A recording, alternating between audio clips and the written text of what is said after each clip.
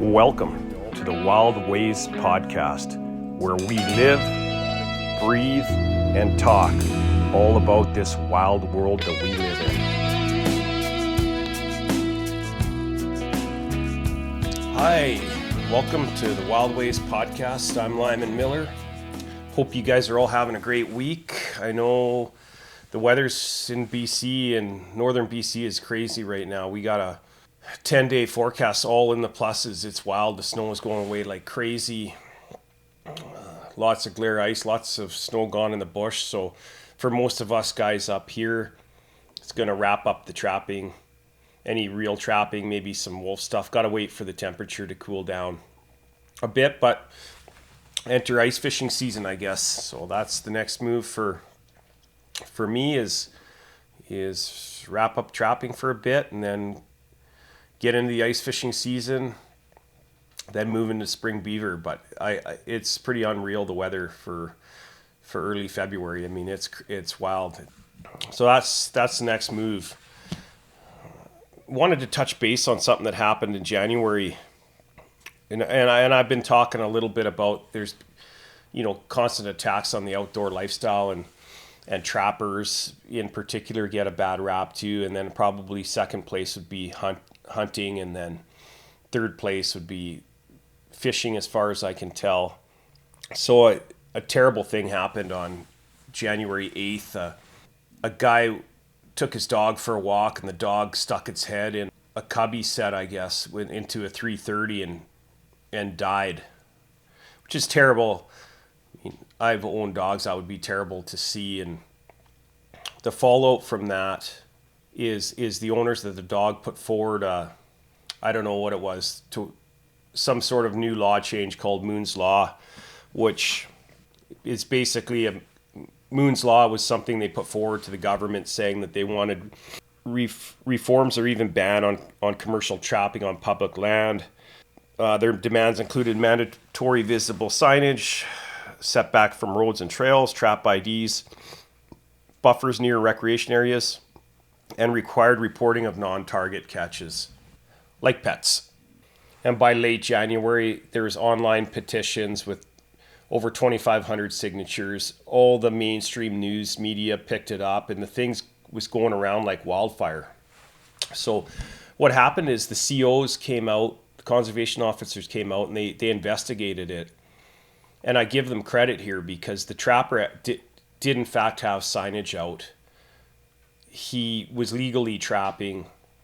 He wasn't doing anything illegal, so the conservation officers determined there was nothing illegal, so they weren't going to pursue wildlife charges. But the fallout is there's a renewed backlash and hatred toward trappers. And I can tell you, I don't know this trapper involved in this, but I guarantee you he feels awful for the unfortunate incident that happened. And I would feel awful if that was something that happened in one of my trap sets. I feel awful for the owners of the dog. The dog had it was just a very unfortunate accident.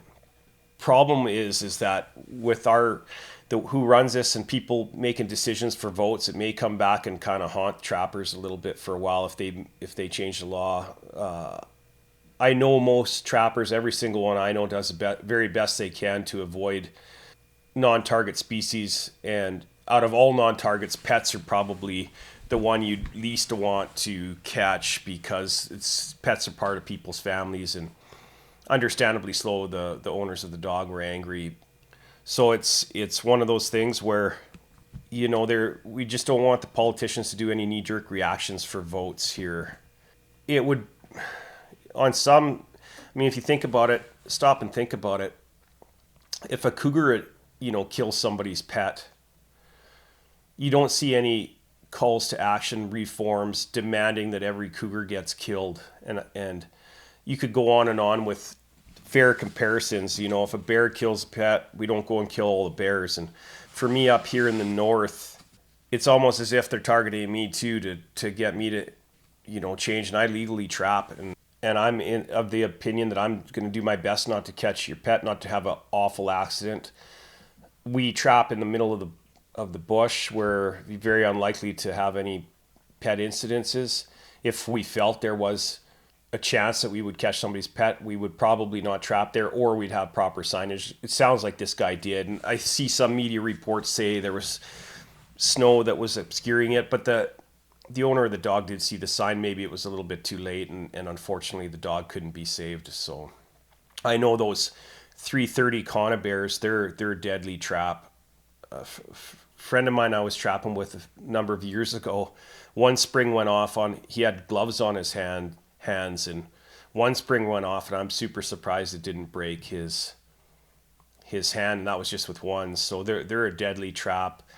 There's horror stories about trappers even getting caught in them, and that's probably one of the reasons why people don't recommend you wire them down until they're fully set, because if you wired it down and you caught yourself in the trap, you might not be able to unwire it and walk out. So they're deadly. It's super unfortunate. I hope the fallout doesn't affect our right to trap in this province. And really the only way I'm going to stop trapping is that's part of my outdoor lifestyle now, is if the resource needs me to stop. It's not going to have to do with knee-jerk reactions and very unfortunate incidences that happen. So my heart goes out to those people that lost that dog, but I'm not changing my way of life for politicians down south in the cities.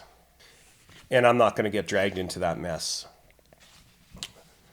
The other thing that I'm going to touch base on here real quick is so trappers get seems like they get hammered from all angles. So you got that latest incident.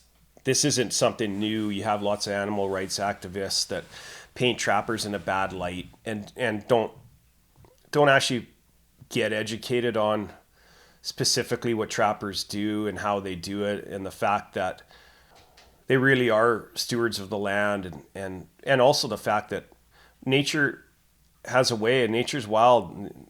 Not too many animals have an easy go in nature. And nature always has a way of balancing it out. And you can look at the lynx and the rabbit as an example. And when the rabbits are high, the lynx numbers come way up, and when rabbits fall off, the lynx starve out. So trappers can play a role in managing that a little bit, and it's a great renewable resource. It seems to be something that's losing its way a little bit here, and I think we need more of it. I think people that go out in nature and spend some more time doing it, and maybe go out on a trap line and see what's going on. It's certainly not for the faint of heart, but it is about as close to nature and reality as you'll ever get. Another front that trappers have been battling for years and years and years, like 30 years or more, is the annual allowable cut here in BC. It was as if they made a deal with forestry companies, so the government controls how much wood can get cut down on the public land that we all use as crown land. We're all resource users. Trappers are one of them. Forestry companies are another one. Tourism. There's hunting guides, all kinds of resource users, and everybody has a right to use the land. And one of the things the government did is they basically gave free rein to the forestry companies. It was all based on dollars and cents. So for like 30 years, trappers would go into their trap line, and there would be a massive clear cut, just decimating their trapping ability for the rest of their life, because that forest ain't coming back. They'd take out this nice old growth forest. So trappers have been taking a beating for years and years in this province. It's slowly starting to change now. There's the Migratory Game Bird Act that seemed to got walked over by forestry companies, which was allowed by the government. So over the years, trappers really have been taking a beating here in BC. You know, you talk about renewable resources. If you go into an area and you take a marten out, in 2 years, there'll be another marten there. If you take that forest out, it takes 40, 50, 80 years for that forest to come back. So everybody always gives credit to forestry being such a renewable resource, and I get it, it is. It's just not even close in terms of trapping. If you take that forest out, and what a lot of times they were doing, and there's pretty good advocate against it now, is they were spraying the forest after they logged it with glyphosate, and glyphosate was starving out moose and only letting pine trees grow, or the species that they want to grow. So they made these big monoculture forests years ago, and the fallout from that was the pine beetle came in and just killed every pine tree across the northern part of this province. And the fallout from that was massive forest fires. So trappers took an even further beating there, because not only did they lose the forest, then it got regrown, sprayed, and that spraying kills all kinds of little mice and stuff. Also, moose have nothing to eat, so they were starving out. And then if the pine beetle came in, wiped the forest out, they were continuing to try to log some of the pine beetle. Then forest fires came in and wiped that out, and so it created a big mess here in very poor forest management by our province. So that's just another way that we got attacked. But onward and upward for me and the outdoor lifestyle, it's part of my gig now is to stand up for my right to hunt, fish, and trap, and live the outdoor lifestyle. And I'm well aware I've got some battles like that ahead of me. I got other battles in order to figure out revenue streams from it. It is awesome though that essentially my office now is outside, working outside.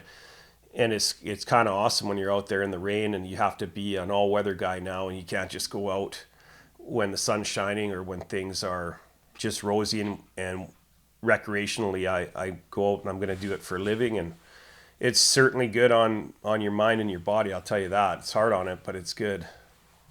Some of the best people I know are people that spend a majority of their time in the bush, and I know one guy, he'd work a bit in town, and every single time he got a holiday or a day off, he was up and he was trapping, or he was a hunting guide as well for many, many years, and a fishing guide. And he had fishing lodges and hunting lodges in one specific area, and he knew it better than anybody. He knew the animals. He knew where they were likely to cross. From a trapping perspective, he knew where the wolves were likely to move through. Just an unbelievable guy. Very nice, spirited man. Completely in tune. You could tell he had spent a lifetime in nature, not a lifetime in a big city somewhere where he's getting eaten alive by other people's opinions. He was just in tune with nature, and I strive to be more like people like that are I would say spiritually in tune with nature. Which brings me to another thing with this outdoor lifestyle is I see so many adults, whether they're parents, coaches, teachers, and they're barking orders at their kids. They're saying, be better, get outside, get off your phone, exercise more, eat healthy. And yet the adult that's barking these orders is overweight, on their phone, sitting inside. They're not getting outside. They're not getting out of their comfort zone. They're not pushing themselves in any way. So it's like, are you being a good example, or do we need to be a better example ourselves? So that's another reason I went full-time outdoors, is just to be a better example for my family and the people around me. Is like, let's just get out of our comfort zone. We don't want to have any regrets when we check out of here. So if I can be a better example, that's my goal. Part of being the better example would be to stand up for myself and my family. And Canadians are pretty nice people. We're pretty good at conforming to the laws, and we historically were very good at listening to the government and never really had to stand up for ourselves, where I think we're in a time now where it's super important to stand up for ourselves and for our rights, as they seem to be getting chipped away at over the last 5 or 10 years. It's just slowly eroding our rights as Canadian citizens here in our own country. So my goal is to encourage other people to stand up for themselves too. It's a work in progress though, because you always want to do and conform and not shake the boat very much, but it's time for Canadians to stand up for themselves, especially when we seem to have zero representation at any level of rule makers or lawmakers. There's probably some good people out there. I certainly don't see them on the mainstream media. I don't watch that though, so I guess maybe I'm missing something. Maybe they don't put them on there. The one thing I'm looking forward to in terms of my trapping is the spring beaver. I think that's going to be lots of fun. I know we got lots of beaver going on out at our trap line this year. I've seen lots of beaver lodges. There's quite a few around, I think. So we're gonna have a lot of fun doing that. I'm gonna bring people along on my Lyman's Wild Ways YouTube channel and experiment with some of the stuff I've seen online and I've read about. I've never really targeted spring beaver all that much because it was always working for the most part. Definitely going to try to use the entire thing myself and cut out the middlemen, so to speak, and see what kind of market I can come up with for it. Hopefully do a whole bunch of trapping out of the Argo and cutting trail this spring. I also plan on checking out a whole bunch of little lakes I've always thought about that literally nobody fishes that I know of anyways. Is extremely hard access, hard to get to. Probably have to go for about 10 days just to get into some of them in terms of cutting trail and making our way into them, but that should be fun. I also know trappers get the worst rap, and anybody that's went public with it, they realize that they're going to get some haters out there, and they've always been literally at the bottom of the list in terms of the forestry companies, the public perception, and I think some of those shows on TV are helping trapping a little bit. Mountain Men for one was a good one. There's some decent stuff on YouTube. The dispatching of animals online, I'm not entirely convinced that's good for the public in general. That may hurt us a little bit. We have to make sure we show respect, and every single trapper I know personally shows respect for the animal, and they're grateful to get it. And that's even when they hunt and get moose and deer and elk. There's a huge respect factor for the food that it provides, and there's a huge respect factor in trapping, and it is a relationship between man and nature, and it'll never stop or change. And at the end of the day, I think if we push too hard, nature's going to push back and shake us off, and it'll carry on just fine. Hoping to get some more episodes out here soon and zero in a little bit more this time of year on trapping and ice fishing and some other interesting outdoor stuff that I come across. I enjoyed talking to you today, and we'll catch up with you real soon.